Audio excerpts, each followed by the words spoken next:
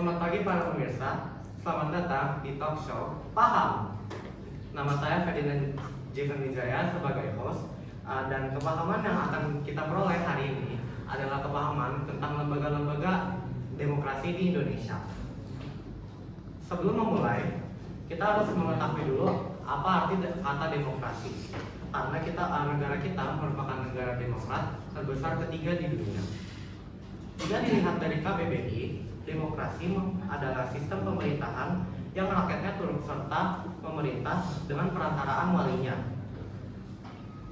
Tentu, sebagai negara yang demokrat, kita sebagai rakyat dimudahkan karena kita bisa mengutarakan suara dan opini kita. Dan kita juga harus mengenal lembaga-lembaga demokrasi yang bekerja di balik sistem pemerintahan Indonesia yang demokrat. Maka itu akan ada tamu-tamu istimewa yang membantu kita dalam memperoleh kepahaman hari ini. Pertama-tama, saya akan undang Ibu Puan Maharani sebagai Ketua DPR RI.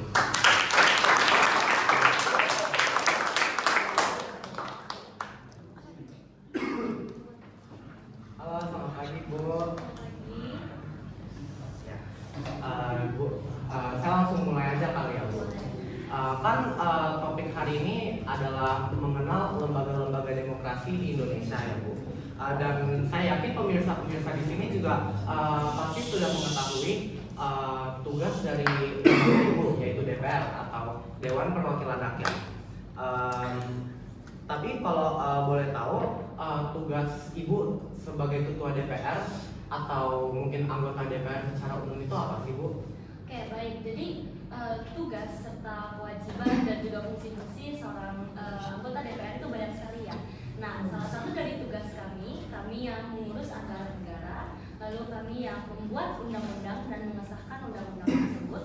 Lalu tugas kami yang paling populer yang diketahui oleh banyak kalangan remaja zaman sekarang itu, ya yang tadi kami yang menyampaikan serta menyuarakan aspirasi masyarakat Indonesia dan juga kepentingan masyarakat di tingkat nasional. Selain itu, kami juga membentuk kabinet dan juga dialog politik dan juga legislasi untuk merumuskan kebijakan politik. Baik, jadi tugas DPR itu berhubungan dengan undang-undang ya Bu? Iya. Ya. Dan kalau boleh tahu kan tadi tugas Ibu banyak ya Bu, apalagi Ibu sebagai ketua sebagai ketua DPR. Kalau boleh tahu tantangan Ibu sebagai ketua DPR itu apa Bu? Karena kan banyak ya masalah masyarakat seperti demo karena ketidakpuasan akan suatu hal dan lain-lain. Itu cara Ibu mengatasinya juga gimana? Oke, jadi tantangannya dulu kali ya. Nah, tantangan saya lagi sebagai ketua DPR, tantangan saya adalah membahagiakan atau memuaskan 100% masyarakat Indonesia dengan keputusan yang kami ambil. Tapi itu kan agak mustahil ya, karena masyarakat Indonesia ada yang setuju sama keputusan yang kami ambil, ada yang tidak, ada yang biasa aja, ada yang tidak tahu dan lain sebagainya. Nah, karena gitu, jadi kami biasanya mengadakan rapat untuk menentukan keputusan yang terbaik dan memilih keputusan di mana masyarakat Indonesia tuh mayoritasnya tuh setuju atau lebih memilih sebuah keputusan ini gitu, misalnya gitu. Jadi kita kurang bisa membahagiakan 100% ya, tetapi minimal kami bisa lah gitu membahagiakan mayoritasnya gitu. Nah, lalu untuk demo sendiri, demo berarti ada masalah kan ya mungkin di suatu bidang seperti bidang ekonomi, edukasi, politik, lingkungan dan lain sebagainya. Nah, kalau misalnya ada masalah ini kan berarti masyarakat Indonesia ada yang tidak nyaman, ada yang resah. Nah, karena masyarakat tidak nyaman ini, kami tidak memiliki banyak waktu nih untuk membuat undang-undang baru atau peraturan baru. Maka dari itu, biasanya kami langsung segera membuat rapat yang besar gitu, agar langsung bisa menentukan keputusan terbaik gitu untuk mendamaikan dan menyelesaikan demo ini dengan baik. Baik, berarti tidak mudah ya Bu menjadi anggota dari lembaga DPR karena harus mendengarkan suara rakyat yang sampai puluhan juta.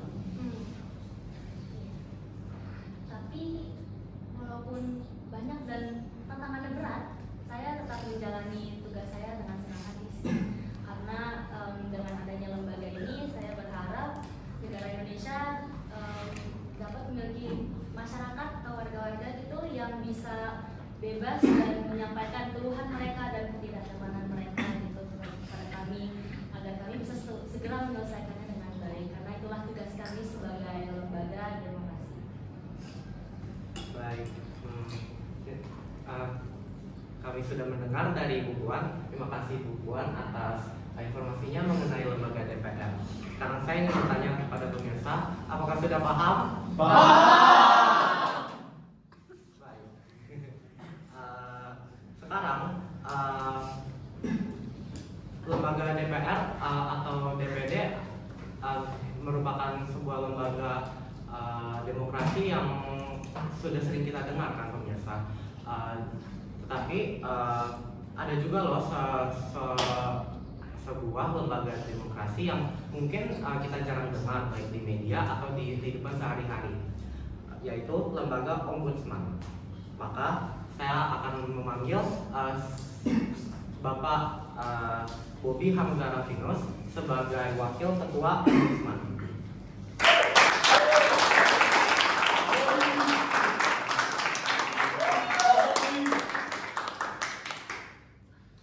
Selamat pagi Pak. Terima kasih sudah mengundang saya ke acara ini. Saya yang berterima kasih Bapak sudah bisa datang ke talk show pada hari ini. Ya Pak, saya langsung masuk ke topik hari ini aja ya, mengenal lembaga-lembaga demokrasi di Indonesia. Lembaga Bapak yaitu Ombudsman itu kan termasuk lembaga demokrasi kan ya, jadi masih tugasnya itu menyuarakan suara rakyat. Ya, lembaga kami itu mendukung, menyuarakan dan juga membantu suara-suara masyarakat. Baik.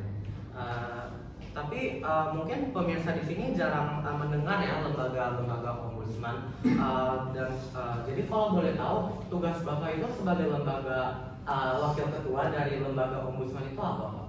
Oh, jadi tugas kami sebagai ombudsman itu lebih ke menerima laporan-laporan yang dikirimkan kepada kami tentang adanya maladministrasi pada proses pelayanan publik. Selain itu, kami melakukan pemeriksaan, lalu terhadap laporan-laporan itu, lalu kami menyelesaikan laporan tersebut.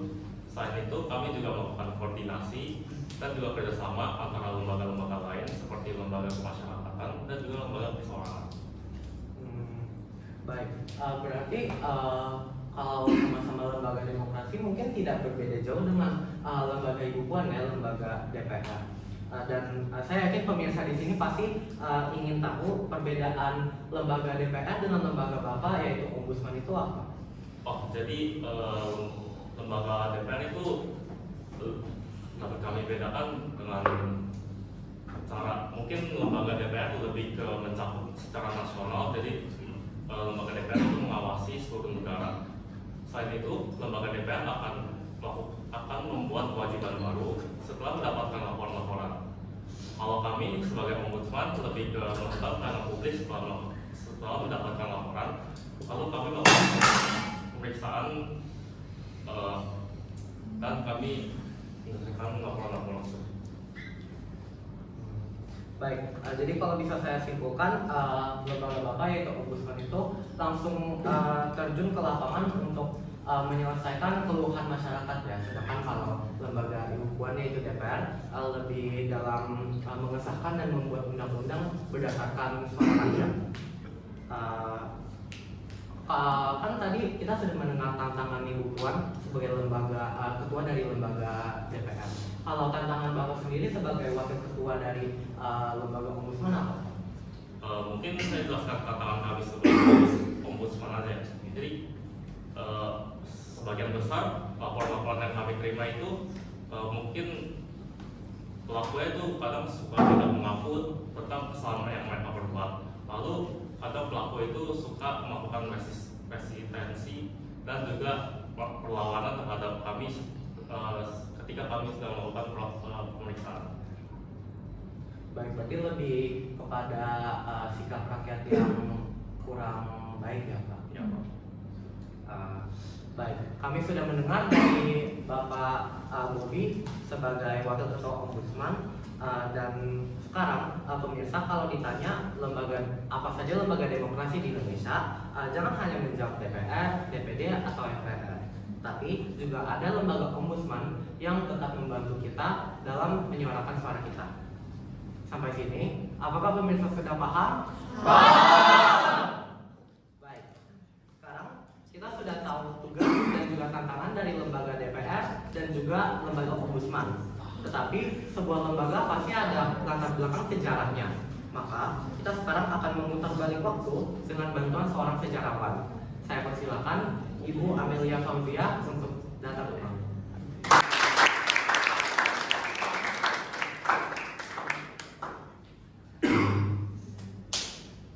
Halo, selamat pagi Bu.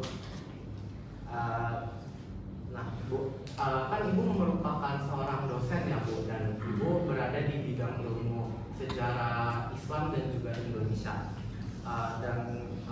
Di talkshow hari ini kita lagi berbicara tentang DPR dan Ombudsman, lembaga-lembaga demokrasi. Jadi boleh tahu kita dari lebih dalam untuk latar belakang sejarah kedua lembaga ini. Mungkin boleh dimulai dari sejarah lembaga DPR dulu Bu. Jadi sebenarnya sejarah DPR itu kalau kita lihat secara keseluruhan kan banyak kan, tapi sebenarnya ada 3 fase-fase penting nih. Yang pertama itu ada fase Volksraad, yang kedua ada masa perjuangan kemerdekaan, dan yang terakhir itu ada terbentuknya KIP. Mari kita dibagi jadi 3 fase.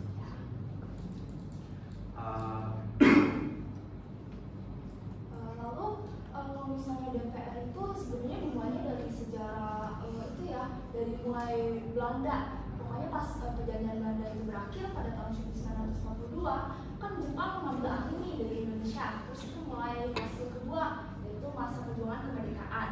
Nah, lalu pas habis itu Indonesia itu membuat DPR, lebih tepatnya pada tanggal 29 Agustus 1945. Jadi tanggal itu kayak juga dekat dengan terbentuknya KIP. Nah, pada masa ini Indonesia juga mulai masuk ke fase demokrasi nih. Fase demokrasi pertama itu parlementer. Nah, pas masa ini badan legislatif itu dibagi menjadi 2, bukan DPR doang, ada DPR dan juga Senat. Nah, pas masa ini mereka itu dikasih hak-hak dan wewenang untuk merancang undang-undang di Indonesia. Nah, lalu dilanjutkan dengan pada tahun 1950 DPR dan Senat itu sempat mengadakan rapat di mana di rapat itu mereka secara resmi menetapkan terbentuknya NKRI. Nah, tapi DPR sayangnya sempat mengalami kegagalan pada tahun 1955 karena mereka nggak bisa mereka membuat undang-undang baru nih, tapi sebagai pengganti undang-undang dasar yang tahun 1950 tapi gagal. Nah, jadi pas saat itu juga masuk ke fase demokrasi. Nah, di mana bisa ditentukan, bisa dilihat dari kepemimpinan Soekarno yang otoriter. Nah, lalu kita lanjut sekarang ini udah masuk ke masa era Orde Baru ya, di tahun 1995. Nah, pada masa ini itu DPR sempat mengalami kerusuhan politik. Jadi mereka membuat 2 panitia. Yang pertama itu panitia ekonomi, dan yang kedua itu ada panitia politik, di mana ekonomi itu menguruskan ekonomi dan yang politik yang menguruskan politik. Lalu di masa ini ada transisi juga dari kepemimpinan dari Soekarno ke Soeharto, di mana pada masa ini udah masuk era Orde Baru kan. Jadi DPR itu mulai melaksanakan cita-citanya dan tanggung jawab mereka itu mulai berubah jadi seperti beradaptasi untuk lebih cocok dengan cita-cita Orde Baru. Berarti Ibu juga menjelaskan sejarah demokrasi di Indonesia ya Bu, bagaimana awalnya Indonesia merupakan negara yang bukan negara yang demokrasi. Ya. Lalu kan tadi baru 2 nih fasenya. Nah, lalu ada demokrasi Pancasila, di mana berlangsung pada tahun 1996 sampai 1988. Di masa ini itu lalu dilanjutkan dengan fase demokrasi organisasi lagi. Yang paling terakhir itu fase pasca reformasi yang berlangsung dari tahun 1948. Jadi pas saat fase sebelum selesai itu langsung mulai fase yang baru. Nah, fase ini tuh masih berlangsung sampai sekarang begini. Nah, jadi kita bisa melihat pada fase ini, kalau misalnya itu kita bisa merasakan kebebasan lah, nggak kayak pas dulu ya dijajah. Jadi kita udah bisa milih, terus kebebasan masyarakat politik dan masih banyak lagi. Baik Bu. Berarti sejarah demokrasi di Indonesia juga tidak mudah ya Bu, sangat panjang dari awal merdeka sampai sekarang kita bisa bebas mempunyai hak sebagai masyarakat. Berarti juga tidak mudah ya Bu menjadi anggota DPR pada saat masa kepemimpinan yang otoriter itu tertutup sesuai dengan kemauan pemimpinnya. Baik Bu, kan Ibu sudah menjelaskan sejarah DPR dan juga sejarah demokrasi di Indonesia. Kalau sejarah lembaga ombudsman bagaimana Bu? Ibu karena di sini juga ada anggota dari lembaga ombudsman. Jadi kalau ombudsman namanya seperti kayak di Indonesia ya, tapi sebenarnya pertama-tama itu ada di Serbia, jadi tepatnya pada tahun 1809. Nah, organisasi ini sebenarnya pertama-tama itu dibuat untuk melindungi kepentingan diri dari pelanggaran yang dikasih oleh pemerintah, aparatur pemerintah. Baik, jadi unik ya Bu lembaganya. Apa benar Pak? Betul. Ibu apa benar tadi sejarah DPR? Apa unik ya lembaga ombudsman bukan lahir di Indonesia ternyata. Tidak beritahu saya tidak akan tahu. Kalau ombudsman sih sampai sekarang masih itu ya. Kalau misalnya tentang lahirnya di Indonesia, itu pertama kali lahirnya itu pada tanggal 10 Maret tahun 2000. Nah, itu dibuat atas keputusan Presiden Republik Indonesia yang keempat. Jadi sampai sekarang juga ombudsman itu masih melaksanakan pekerjaan mereka dan melayani rakyat dengan baik. Baik. Terima kasih Bu Amelia sudah memberitahu sejarah lembaga DPR, lembaga ombudsman dan juga sejarah demokrasi di Indonesia. Sampai sini, apakah pemirsa sudah paham? Paham. Baik, kalau pemirsa sudah paham, mari kita lanjut. Nah pemirsa, karena kita sudah mendengar dari kedua anggota lembaga demokrasi dan juga kita sudah mendengar sejarahnya dari sejarawannya langsung, maka akan ada yang kurang nih jika kita tidak mendengar opini rakyat terhadap lembaga-lembaga demokrasi ini yang sudah melayani kita sebagai rakyat. Maka saya akan undang seorang netizen beruntung yang sudah dipilih menjadi tamu talkshow pada hari ini. Saya undang Ibu Daniela Taslim.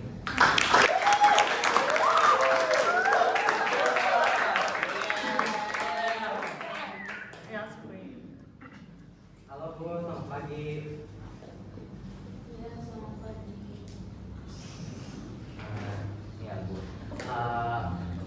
Ibu sudah tahu, Ibu sebelumnya sudah tahu kan apa itu fungsi-fungsi lembaga demokrasi di Indonesia, karena talkshow pada hari ini sedang membicarakan tentang mengenal lembaga-lembaga demokrasi di Indonesia. Lembaga demokrasi seperti DPR mungkin ketuanya sudah berada di sini, atau lembaga ombudsman, MPR, DPD dan lain-lain. Iya, saya tahu lembaga-lembaga demokrasi untuk masyarakat, yaitu agar masyarakat terkontrol dalam apa yang mereka lakukan.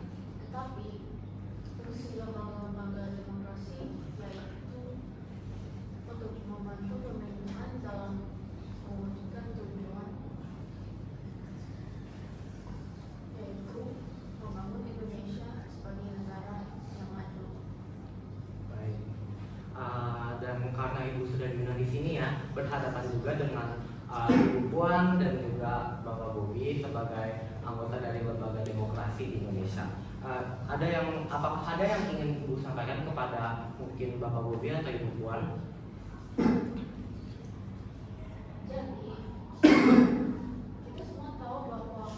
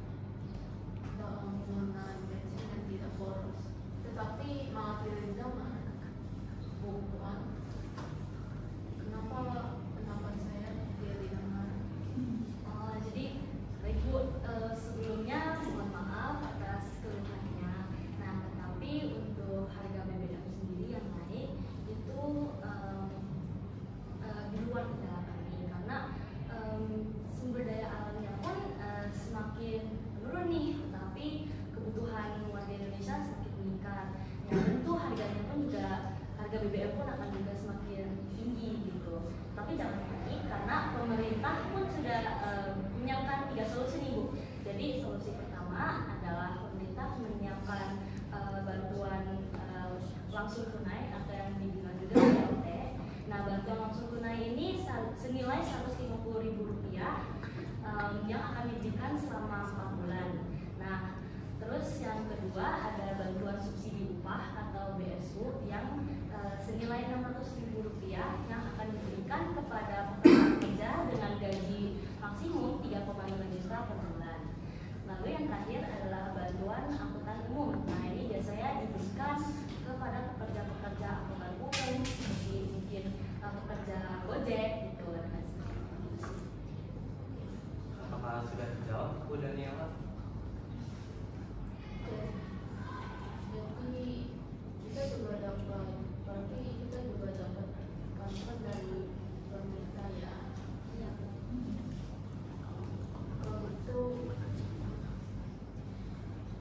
pertanyaan saya sudah terjawab. Terima kasih atas tanggapannya, Bu Puan. Baik, terima kasih Bu Puan sudah menanggapi Bu Daniela, dan Bu Daniela yang sudah berani mengatakan keluhannya di depan Pak Bobi dan juga Bu Puan.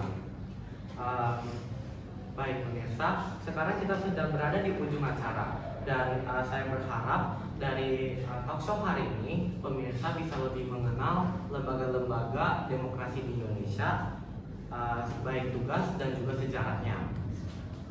Dan kita juga harus bersyukur atas kehadiran lembaga-lembaga ini di kehidupan kita sebagai rakyat dari negara yang demokrat. Karena berkat lembaga-lembaga ini, opini kita dan suara kita bisa didengar dan dilakukan kewajiban yang mesti. Dan saya ingin mengecek apakah pemirsa sudah memiliki kepahaman atas topik pengenalan lembaga-lembaga demokrasi di Indonesia. Baik, terima kasih para pemirsa sudah menonton. Saya berharap pemirsa juga benar-benar paham, dan sampai jumpa di lain waktu.